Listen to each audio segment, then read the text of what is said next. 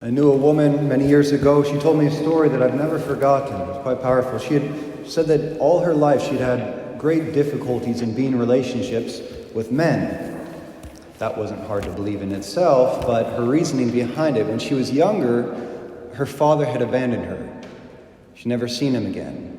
And she said every time she'd get in a relationship with another man after that, she'd always have this thought in the back of her head, are you going to leave me too?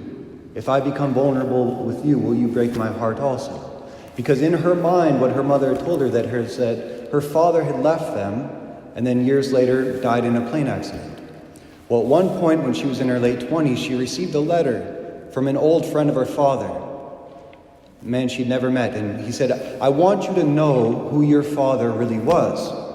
He says, your father loved you very much. And he spoke often to me about the day he'd finally be able to come back to you. And it was on that very trip of him flying back to you that his plane crashed and he was lost. So not only did her father love her, but he lost his life in his very journey in trying to get back to her. And she said when she began to process that and understand that, it totally transformed her relationship with her husband in the time. She was finally able to open up to him again without fear of being abandoned. And what she experienced there was called a healing of memory. So the most defining faculty of the human person is our memory. We live out of what we remember, so much that it's said that memory is identity. What you remember defines who you are. So our experience of reality, if you think about it this way, it's not linear. It's not just one event after another that I'm walking into. It's cyclical. So I'm always knowing myself in my present according to what I've experienced in the past and projecting that into the future. So if she's in relationships right now thinking about herself being abandoned in the past, she's projecting that into her present. And as soon as she came to understand that her father loved her, this woman, then she was able to live that reality in the present moment. That's why our memories form our identity, ultimately. So today I'm going to speak about three things. What a wounded memory is, what a healed memory looks like, and what that has to do with Advent. So a wounded memory is basically any memory that causes me pain, anxiety, fear, anything that makes me close up in my life, close me down from the world. Because part of the purpose of memory is to save us from danger. It's to warn us about ways that we've fallen in the past so that it can protect us in the future. Right? So if you get in a car accident, right, immediately right when you get back in the car, your brain starts going crazy, like, be careful, watch out, you almost died. It's protecting you. If you ever fell in love in the past and then you get in another relationship, and you'd had your heart broken in the past, your memory's going to be saying, be careful, watch out, you might get hurt. If you've been to my masses in the past and I preach for like 20 minutes, you come here and you're in a rush, your brain's saying, watch out, you're going to miss breakfast today. This is going to be a long mass. Don't worry, I have lap way after this, so I have to go a little faster than usual. Those are wounded memories. And so we're taking the memories, the warnings from the past, and we're projecting them into the present moment. And it causes us to shrink away in fear and hide in the present moment. And so these are the places that ultimately need redemption in our life. So healed memory. A healed memory, in my opinion, is anything is seen my entire life through the eyes of God. That there's nothing in my life that hasn't been touched by God's grace. The psalm, let us see your face and we shall be saved. Our memories are healed, and we experience the salvation that only Christ can give us when everything that I've experienced in my life, in my past, has been touched by His presence. There is nothing in my history where God was not. You get that saying that everything someone touches, they turn it to gold, right? Well, everything that Jesus Christ touches, He turns into gold. Even the darkest parts of our lives. There's a Christological Axiom that has to do with the incarnation, that the untouched is the unsaved.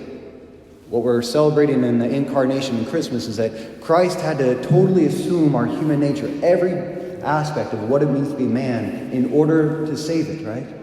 That's true on a theological level, but I believe it's also true on a psychological level. The untouched is the unsaved. Every memory in my life, every experience I've ever endured, wherever I have not experienced the vision of Christ, His voice, His face, the face of God shining on me there, well, it remains unredeemed. The untouched is the unsaved. And to the degree that I allow in my prayer God to find me in those places and reveal Himself, that's where I can experience His salvation.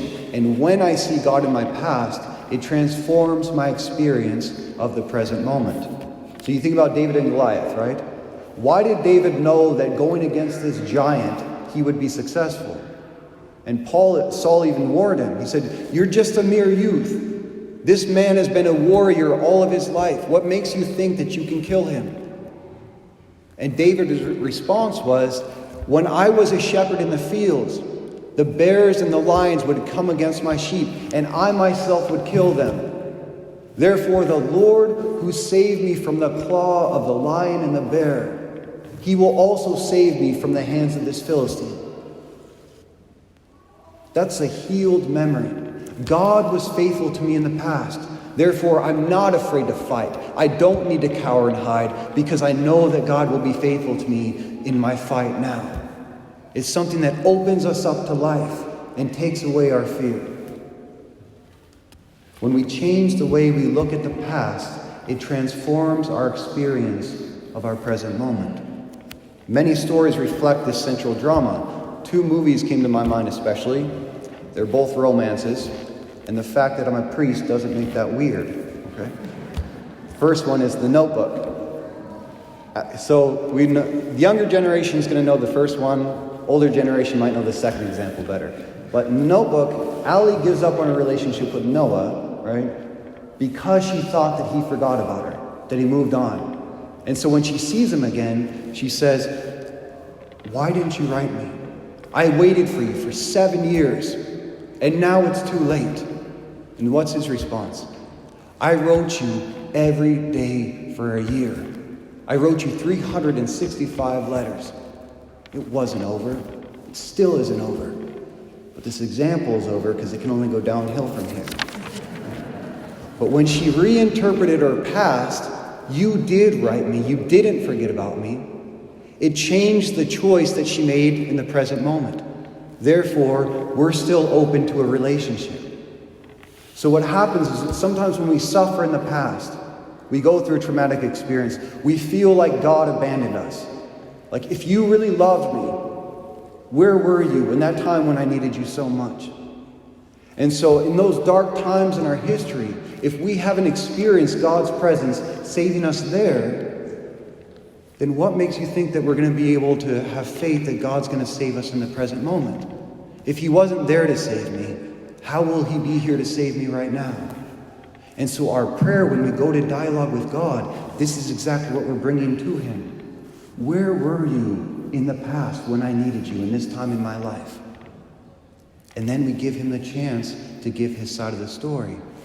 I did write you, and this is the way I was there. And that changes us in the present moment. So the other movie, for your old folks, Casablanca. It's like the same story. So Humphrey Bogart, he's running the saloon in Casablanca. And we see him in the beginning. He's a man who's totally given up on life. He's given up on people, given up on hope. He refuses to fight in the war at all. Why? Because his entire memory is consumed with the woman, the only woman that he ever loved, Ingrid Bergman, who left him alone at the train station in Paris. Ever since that moment, he gave up on life. And his whole thought process, I stick my neck out for nobody. So that memory was filtering his entire identity. But then what happens? Of all the gin joints, of all the towns in all the world, she walks into mine. And what does he discover? That she didn't leave him because she didn't love him. It was actually the opposite. She loved him very much, but she realized that her husband was still alive in the war. And she had to do the right thing to walk away from him to save her husband, as hard as that was for her. And when he came to understand and begin to process that memory, It transformed the person he was in the present moment.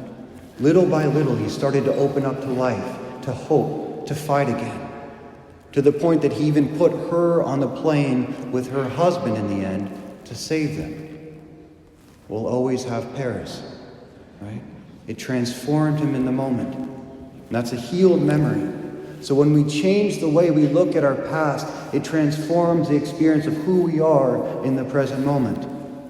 And our goal as Catholics is to see our entire life, our entire history, especially the darkest times we've experienced, in the light of God's coming, how he was saving me in the midst of that darkness. Everything has to be touched by his hand in order to be turned into gold. St. Therese of Lisieux, she's a great example of this. When she writes her book, The Story of the Soul, her diary, she begins by saying, I'm not going to write you an autobiography, just a list of events. I'm going to tell you about all the ways God has been merciful to me throughout my entire life. That's how she saw her entire history, one thing after another of God saving her. And that transformed her experience of God in the present moment, even though she was going through such a dark night of the soul and suffocating through tuberculosis. She said, the God who was faithful to me then through my darkness, he's using this for the good of my soul and the souls entrusted to my care. Same thing with St. Augustine, a man who lived the first 30-some years of his life away from God. When he writes his Confessions, his autobiography, he says, it's from love of your love that I make recollection. It's from love of your love that I make recollection. It's from all the ways that you came down to save me in my darkest moments. It's my admiration of that I write this confession. That's a healed memory. So a wounded memory, it's sort of like a Rolling Stone song, paint it black. We can do that. We can look back in our history and we can just paint it black with all the dark times of our life, all the brokenness, and we live out of that. On the other hand, a healed memory is more like a Louis Armstrong song, La Vie en Rose, all of my life in rose-colored glasses, because it's all filtered through the touch of God coming to me wherever I was. It's the definitive denouement of the mind. Everything in my life summed up in Christ's salvation. Advent is a time for us, I believe, to step out of the chaos of the world, to stop thinking about politics, to stop thinking about COVID, to stop thinking about sports and anything else that's troubling us from the news, and start to look at my own heart. Look at where's Christ come in my life in the past. What are the places in me that need redemption? What are the unprocessed, wounded memories that I'm still acting out of? Especially think about your triggers. What are certain things that just happen and you immediately have an emotional response to? Those are unredeemed memories that are causing that response. So there's a saying that most men go to war outside themselves because they don't know how to go to war within their own heart.